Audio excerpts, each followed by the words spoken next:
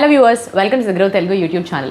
5 minute stock ideas అనే ఈ series యొక్క భాగంగా కొత్త కంపెనీస్ గురించి అండ్ ఈ కంపెనీస్కి సంబంధించిన నచ్చిన విషయాలు, నచ్చని విషయాలు అండ్ ఈ కంపెనీస్ యొక్క స్టాక్ పర్ఫార్మెన్స్ ఎలాగుంది, ఫినాన్షియల్గా వీళ్ళ నంబర్స్ ఎలాగున్నాయి అనే ఒక కొత్త సిరీస్ని మనము ఈరోజు మొదలుపెట్టాము.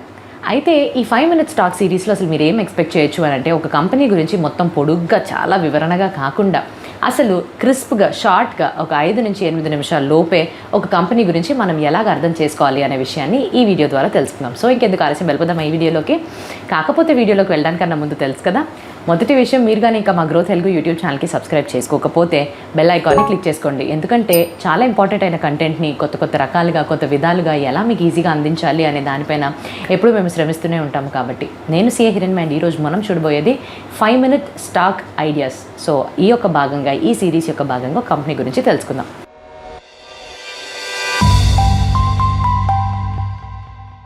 అయితే ఈరోజు నేను మాట్లాడబోయే కంపెనీ మన దేశానికి సంబంధించిన ఫుట్వేర్ ఇండస్ట్రీలోని ఒక లీడింగ్ పొజిషన్లోనే ఉంది. వీళ్ళు మన దేశంతో పాటు 30కి పైగా దేశాల్లోని వాళ్ళ యొక్క బ్రాండ్స్ ద్వారా చాలా పాపులర్ అయ్యారు. అండ్ అది కూడా ఎటువంటి సెగ్మెంట్లో, ఫుట్వేర్లోని వాల్యూ సెగ్మెంట్ అని ఒకటి ఉంటుంది. ఈ వాల్యూ సెగ్మెంట్ అంటే అతి తక్కువ ధరలకే నాణ్యమైన ప్రోడక్ట్స్ని జనాల ముందు తీసుకెళ్లేలాగా. సో వీళ్ళ యొక్క టార్గెట్ ఆడియన్స్ విషయానికి వచ్చినట్టయితే ఎకానమీ, మాస్ టార్గెట్ ఆడియన్స్ని ఈ పర్టికులర్ బ్రాండ్స్ టార్గెట్ చేస్తున్నారు. 1970లోని మన దేశంలో హర్యానాలోని ఈ కంపెనీని స్థాపించారు. అప్పటి నుంచి ఇప్పటిదాకా ఎన్నో రకాల ఫేమస్ బ్రాండ్స్ తోటి వీళ్ళు మనలో ఒక భాగం అయిపోయారు. ఎటువంటి బ్రాండ్స్, బ్రాండ్స్ యొక్క పేర్లు తెలుసుకోవాలనుకుంటున్నారా? Sparx, Flite, Hawai chappal, Bahamas. So ఇవన్నీ ఎక్కడో వినే ఉంటారు కదా. ఈ బ్రాండ్స్ అన్నిటి వెనకాతలో ఉన్న కంపెనీ పేరు రిలాక్సో ఫుట్వేర్ లిమిటెడ్. అవునండి, ఈరోజు మనం ఈ 5 minute స్టాకప్ ఐడియాస్ యొక్క భాగంగా రిలాక్సో ఫుట్వేర్ లిమిటెడ్ కంపెనీ గురించి మొత్తం అన్ని వివరాలని తెలుసుకుందాం. మొట్టమొదటిగా మనం తెలుసుకోవాల్సింది, అసలు మాకు ఈ కంపెనీ గురించి నచ్చిన విషయం ఏంటి, దాని గురించి మనం ఈ కంపెనీ యొక్క హిస్టరీ, ఈ కంపెనీ ఆపరేట్ చేసి అసలు ఈ ఫుట్వేర్ ఇండస్ట్రీ యొక్క గ్రోత్ పొటెన్షియల్ ఎలాగుందని తెలుసుకుందాం కదా. ముందు 1970లోని హర్యానాలో స్థాపించిన ఈ కంపెనీ యొక్క కెపాసిటీ ఈ రోజు విషయానికి కానీ తీసుకున్నట్టయితే నాన్ లెదర్ ఫుట్వేర్ సంబంధించి 10 లక్షలకి పైగా జతల్ని ఒకే రోజులో మ్యానుఫ్యాక్చర్ చేస్తారు. వీళ్ళ కాంపిటీటర్స్ అసలు దరిదాపుల్లో కూడా లేరండి. అన్ని దేశాలతో కలుపుకుని వీళ్ళ యొక్క డిస్ట్రిబ్యూషన్ ఛానల్ విషయానికి కానీ వచ్చినట్టయితే 60,000కి పైగా రీటైలర్స్ ఉన్నారు, 650కి పైగా డిస్ట్రిబ్యూటర్స్ ఉన్నారు. అండ్ అలానే వీళ్ళ యొక్క సొంత ఎక్స్క్లూజివ్గా వీళ్ళ బ్రాండ్స్ని మాత్రమే ప్రమోట్ చేసుకునే రీటైల్ అవుట్లెట్స్ విషయానికి వచ్చినట్టయితే 384 రీటైల్ అవుట్లెట్స్ తోటి వీళ్ళు ఆపరేట్ చేస్తున్నారు. మన దేశం విషయానికి కానీ వచ్చినట్టయితే అసలు ఫుట్వేర్ని మనం ఎలా చూస్తున్నాము, ఆర్ ఏం చేస్తున్నాము, ప్రపంచవ్యాప్తంగా కానీ కన్సిడర్ చేసుకున్నట్టయితే మన దేశం ఫుట్వేర్ని అంటే చెప్పులు, షూస్ ఇవన్నిటిని తయారు చేయడంలో 2వ స్థానంలో ఉంది. అండ్ ఒక ఇంట్రెస్టింగ్ స్టాటిస్టిక్స్ ఆధారంగా కానీ చూసినట్టయితే 2019లోని సగటుగా మన దేశంలోని 2 జతల చెప్పుని ఒక సంవత్సరానికి వాడుతున్నారంట. అండ్ అదే ఇది గ్లోబల్ యావరేజ్, ప్రపంచవ్యాప్తంగా ఉండే యావరేజ్తో పోలిస్తే అక్కడ 3కి పైగా జతల్ని వాడుతున్నారు. అంటే మనకి ఇంకా స్కోప్ ఉంది. అండ్ ఇటీవలే మనందరికీ కూడా ఆదాయం పెరుగుతుంది. అండ్ అలానే ఈ ఫుట్వేర్ ఆర్ చెప్పులు, షూస్ అనేవి మనకు ఒక నెసెసిటీ, అంటే అవసరమైన వాటికన్నా దాటుకుని ఒక ఫ్యాషనబుల్ దీని కింద వెళ్ళిపోయింది. మ్యాచింగ్ చెప్పులు, మ్యాచింగ్ డ్రెస్సెస్ కావాలని. సో అదే ధోరణిలో కానీ చూసినట్టయితే ఈ కంపెనీ ఆర్ ఈ ఇండస్ట్రీ మన దేశంలోని వచ్చే 5 సంవత్సరాల్లోని 12% పెరిగే అవకాశాలు కనిపిస్తున్నాయి. సో ఇది ఇండస్ట్రీ పరంగా. ఈ కంపెనీ విషయంగా గత 5 సంవత్సరాల్లో కానీ తీసి చూసినట్టయితే వీళ్ళ యొక్క ఆదాయం 10% పెరిగింది. అదే సమయంలో వీళ్ళ సేల్స్ వాల్యూమ్, ఎన్ని చెప్పులు అమ్మారు ఆ వాల్యూమ్ పరంగా చూస్తే 5.4% పెరగడం చూసాము. అయితే ఈ నంబర్స్ అన్నీ కూడా ఈ కంపెనీ యొక్క అసలైన యావరేజెస్ ఎప్పుడైతే చాలా హైగా ఆపరేట్ చేశారో అప్పుడు కానీ కంపేర్ చేసి చూసుకుంటే చాలా తక్కువే ఉంది. కానీ దీని వెనకాతల రీజన్స్ కూడా ఉన్నాయి. అయితే కంపెనీ ఇప్పుడు ఏమనుకుంటున్నారు అంటే, వచ్చే 5 సంవత్సరాల్లో 2023 నుంచి 2028 లోపు దాదాపుగా వీళ్ళు ఒక 16% వాళ్ళ యొక్క ఆదాయాన్ని పెంచుకోవాలి అని అనుకుంటున్నారు. దానిపైనే దృష్టి పెట్టారు. అండ్ ఇది సపోర్ట్ చేస్తూ ఈ పర్టికులర్ ఇండస్ట్రీలో కొన్ని మార్పులు అనేవి వచ్చినాయి. జిఎస్టీని ఎప్పుడైతే ఈ పర్టికులర్ ఇండస్ట్రీలో ఇంప్లిమెంట్ చేశారో అప్పుడు చాలామంది ఈ అన్బ్రాండెడ్, అన్ఆర్గనైజ్ సెక్టార్ నుంచి మెల్లమెల్లగా మూవ్ అవుతూ బ్రాండెడ్, ఆర్గనైజ్ సెక్టార్ అంటే రిలాక్సో ఫుట్వేర్ లాంటి కంపెనీస్ యొక్క ప్రోడక్ట్స్ని ప్రిఫర్ చేయడం మొదలుపెట్టారు. ఈ ఇండస్ట్రీకి సంబంధించి 70% వరకు ఉండే మార్కెట్ షేర్ అన్ఆర్గనైజ్ సెక్టార్ నుంచి వస్తుంది. అంటే బ్రాండెడ్కి అసలు ఇక్కడ చోటే లేదని అనుకోండి. ఇక్కడ మోనోపొలీ స్టేటస్ అనేది అన్బ్రాండెడ్ ఆర్గనైజేషన్, అన్ఆర్గనైజ్ సెక్టార్ నుంచి వస్తుంది. సో వీళ్ళు మెల్లమెల్లగా మూవ్ అయ్యి బ్రాండెడ్లోకి వస్తే తప్పకుండా వీళ్ళకి ప్లస్ అవుతుంది కదా. ఇది మొట్టమొదటి విషయం.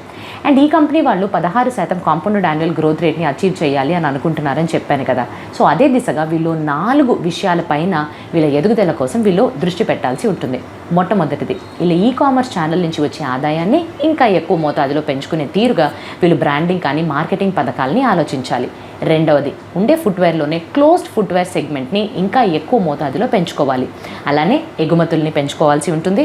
అండ్ నాలుగవది వీళ్ళ యొక్క ఎక్స్క్లూజివ్ అవుట్లెట్ షోరూమ్స్ అయిన 384 ఉన్నాయి కదా, దాని నంబర్స్ కూడా పెంచినట్టయితే ఇంకా వీళ్ళు ఎక్స్క్లూజివ్గా వీళ్ళ యొక్క సొంత బ్రాండ్ ఇమేజ్ని చాలా బలంగా మన మధ్యలో క్రియేట్ చేసుకున్న వాళ్ళు అవుతారు. ఈ 4 విషయాల మీద కాన్సన్ట్రేట్ చేస్తే వాళ్ళ యొక్క గ్రోత్ని వాళ్ళు అచీవ్ చేసుకోవచ్చు. అండ్ ఇండస్ట్రీ పరంగా కూడా మనం చూసినట్టయితే ఎప్పుడైతే ఈ అన్ఆర్గనైజ్ సెక్టర్ నుంచి ఆర్గనైజ్కి పెరుగుతుందో అదొక పాజిటివ్ విషయం. అండ్ రెండవ పాజిటివ్ విషయం ఏంటి అని అంటే ఇప్పుడిప్పుడే వీళ్ళు ఏవైతే రా మెటీరియల్స్ని వాడతారో వాటి యొక్క ధరలు తగ్గుతున్నాయన్నమాట.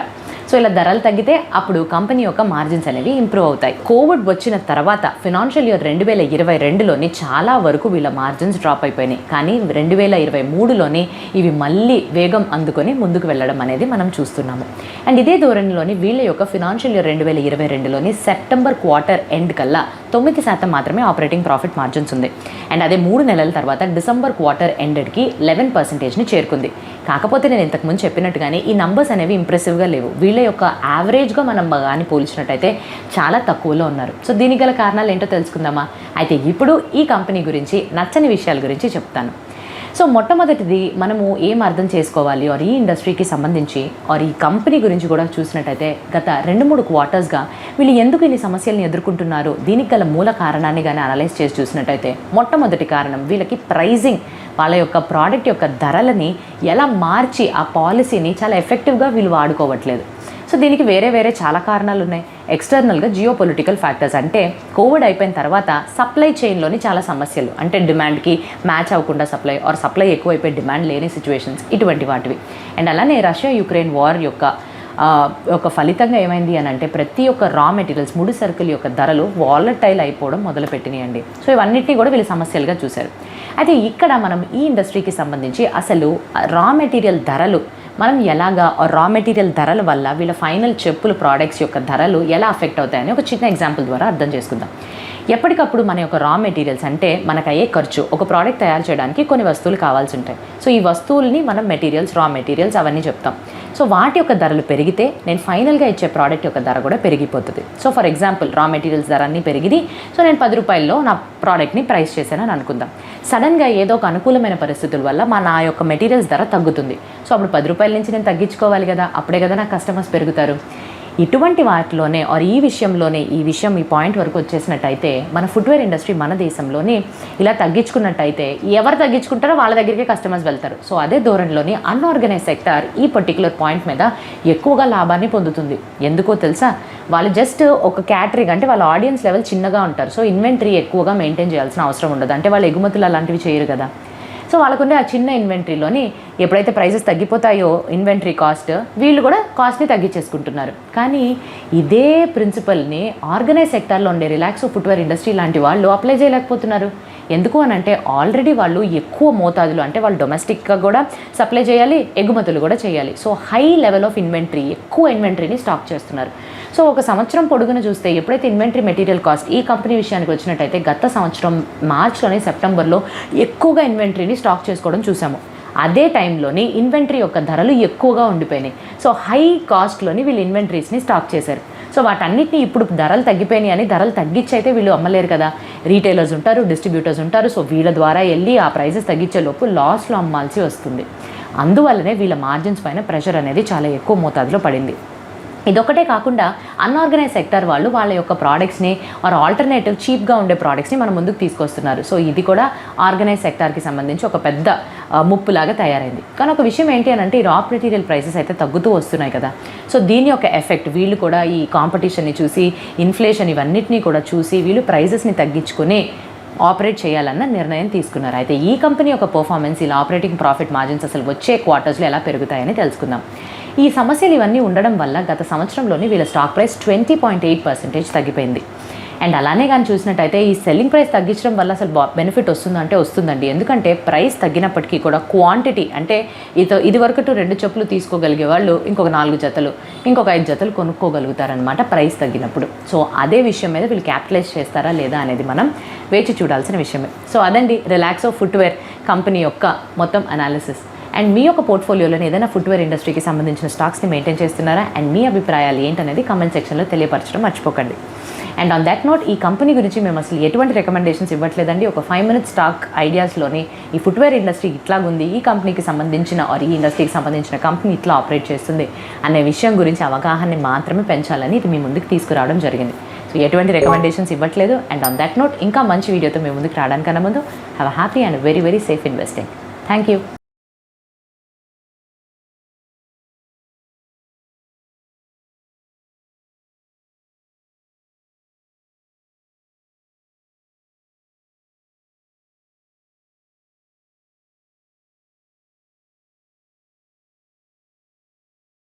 Investment in securities market are subject to market risks. Read all the related documents carefully before investing. Please read the risk disclosure documents carefully before investing in equity shares, derivatives, mutual fund, and or other instruments traded on the stock exchanges.